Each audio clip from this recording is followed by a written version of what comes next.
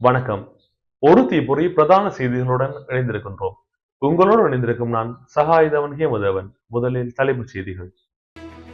மட்டக்களப்பில் ஊடகவியலாளர்களுக்கான செயலமர்வு இடம்பெற்றது. Grand pass கம்பி கொட்டுவ பகுதியில் ஒருவர் வெட்டி கொலை.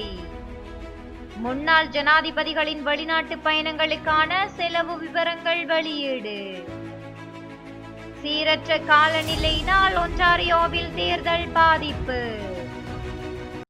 தொடர்பான உள்நாட்டு செய்திகள். ஊடக ஒழுங்குநெறி மற்றும் ஊடக பயன்பாடு தொடர்பில் பிரதேச ஊடகவியலாளர்களை அறிவுறுத்தும் செயலமர்வு மட்டக்களப்பில் இடம்பெற்றது. ஊடக ஒழுங்குநெறி மற்றும் ஊடக பயன்பாடு தொடர்பில் பிரதேச ஊடகவியலாளர்களை அறிவுறுத்தும் செயலமர்வு மட்டக்களப்பு பழைய மாவட்ட செயலக மாநாட்டு மண்டபத்தில் நடைபெற்றது. மட்டக்களப்பு மாவட்ட செயலகம் மற்றும் அரச தகவல் திணைக்களம் இணைந்து மாவட்ட ஊடக பிரிவின் ஏற்பாட்டில் இடம்பெற்ற செயலமர்வில் அரச தகவல் திணைக்கள பணிப்பாளர் நாயகம் ஹர்ஷ பண்டார, மாவட்ட உதவி அரசாங்க அதிபர் சுதர்ஷினி ஸ்ரீகாந்த், தகவல் திணைக்கள பிரதி பணிப்பாளர் சுமித் திலகரட்ன உள்ளிட்ட பல முக்கிய பிரமுகர்கள் கலந்து கொண்டனர். இதன் போது ஊடக நெறிமுறைகள், பிரதேச ஊடகங்களின் வகிப்பாகம், கிளீன் ஸ்ரீலங்கா, தேசிய அபிவிருத்தி மற்றும் வரவு செலவு திட்டம் 2025 மற்றும் இலங்கையில் சமூக வலைத்தளங்களின் தாக்கம், ஊடகவியலாளர்களுக்கு அவசியமான சமூக ஊடக கருவிகள், ஊடக ஒழுங்குநெறி மற்றும் அபிவிருத்தி அறிக்கையிடல், ஊடகவியலாளர்களின் வகிப்பாகம், தவறான தகவல்கள் போன்ற பல்வேறு விடயங்கள் தொடர்பாக ஊடகவியலாளர்களுக்கு விளக்கங்கள் வழங்கப்பட்டன.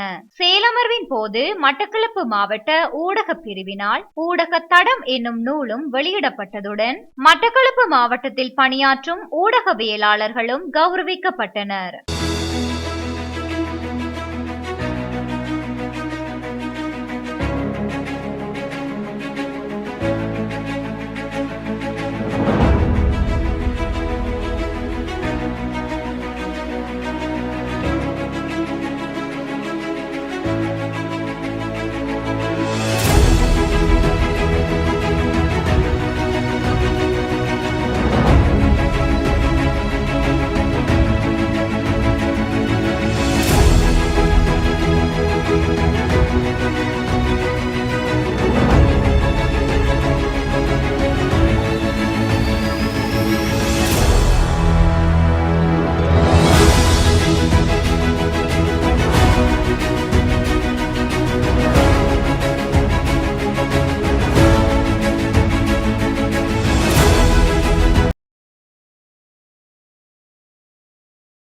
கிராண்ட் பாஸ் கம்பிக்கொட்டுவ பகுதியில் ஒருவர் வெட்டி கொலை செய்யப்பட்டுள்ளார்.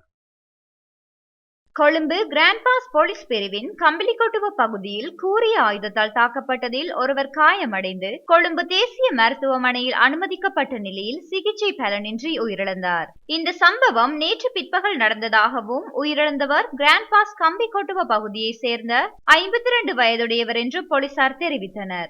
வீட்டு வாடகை தொடர்பாக ஏற்பட்ட தகராறு அதிகரித்ததை அடுத்து இறந்தவர் கணவன் மற்றும் மனைவியை கூரிய ஆயுதத்தால் தாக்கி காயப்படுத்தியதாகவும் பின்னர் இறந்தவரின் கையில் இருந்த கூரிய ஆயுதத்தை பறித்த கணவன் அதே ஆயுதத்தால் இறந்தவரை தாக்கியதாகவும் விசாரணையில் தெரிய வந்துள்ளது. சம்பவத்தில் சந்தேக நபரும் அவரது மனைவியும் காயமடைந்து கொழும்பு தேசிய வைத்தியசாலையில் சிகிச்சை பெற்று வருகின்றனர். கிராண்ட் பாஸ் போலீசார் மேலதிக விசாரணைகளை மேற்கொண்டு வருகின்றனர்.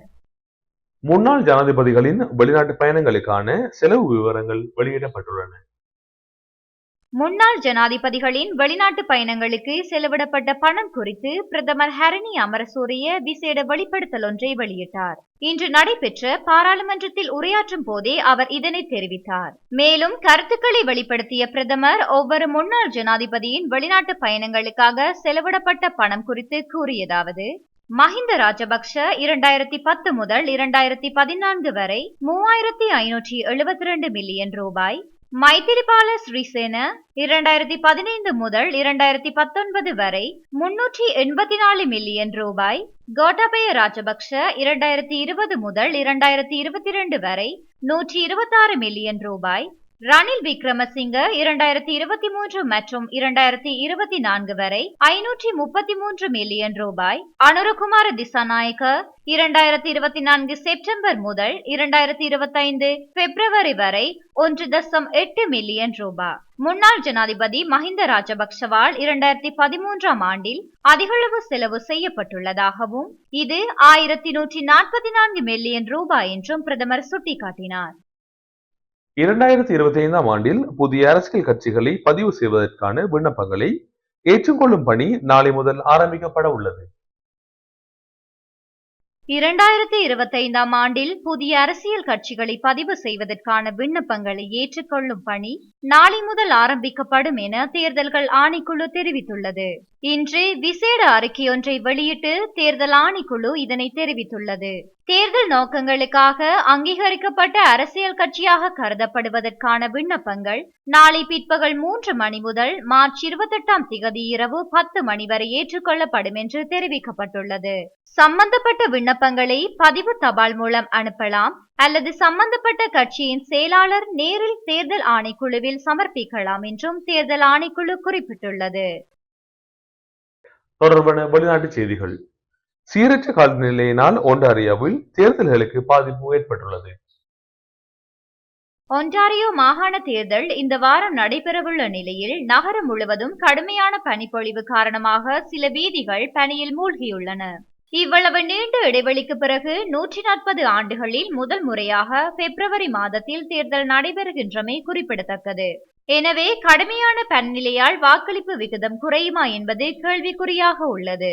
ஒட்டாவா, டொரண்டோ உள்ளிட்ட நகரங்களில் பனி பிரச்சினை தொடர்பாக உள்ளூராட்சி அதிகாரிகளுடன் நெருக்கமாக இணைந்து பணிபுரிந்து வருகிறோம் என ஒன்டாரியோ தேர்தல் நிறுவனத்தின் ஊடக பிரதானி கிரெக் ஃப்ளூட் தெரிவித்துள்ளார். வாக்களிப்பு மையங்கள் எங்கு அமைந்திருந்தாலும் அந்த இடங்களில் மக்கள் எளிதாக அணுகக்கூடிய சூழல் உருவாக்குவதற்கான ஏற்பாடுகள் செய்யப்பட்டுள்ளதாக தெரிவித்துள்ளார். வாக்களிப்பு மையங்களுக்கு செல்லும் பாதைகள் சுத்தமாக இருக்க வேண்டும் என்பது முக்கிய முன்னுரிமையாக கருதப்படுவதாக டொரண்டோ நகர நிர்வாகம் தெரிவித்துள்ளது. பனி அகற்றும் பணிகள் விரைவாக மேற்கொள்வதற்காக உள்ளூராட்சி சாலை பராமரிப்பு குழுக்கள், குளிர்கால பராமரிப்பு ஒப்பந்ததாரர்கள், பூங்கா மற்றும் மகிழ்ச்சித்துறை அதிகாரிகள் இணைந்து பணிபுரிகிறார்கள் என தெரிவித்துள்ளது. இந்த ஆண்டு பிப்ரவரி மாதத்திலேயே 71 சென்டிமீட்டர் பனி குவிந்துள்ளது எனவும் இது கடந்த ஆண்டு முழுவதும் பெய்த பனியை விட மிகவும் அதிகம் எனவும் தெரிவிக்கப்படுகிறது. காலநிலை பாதிப்புகள் குறித்து அச்சம் கொண்டவர்கள் முன்கூட்டியே வாக்களிப்பு செய்ய முடியும் என அறிவிக்கப்பட்டுள்ளது. இத்துடன் பிரதான செய்திகள் நிறைவடைகின்றன. தொடர்ந்தும் ஒரு தீப்பொறி செய்திகளுடன் இணைந்திருங்கள். வணக்கம்.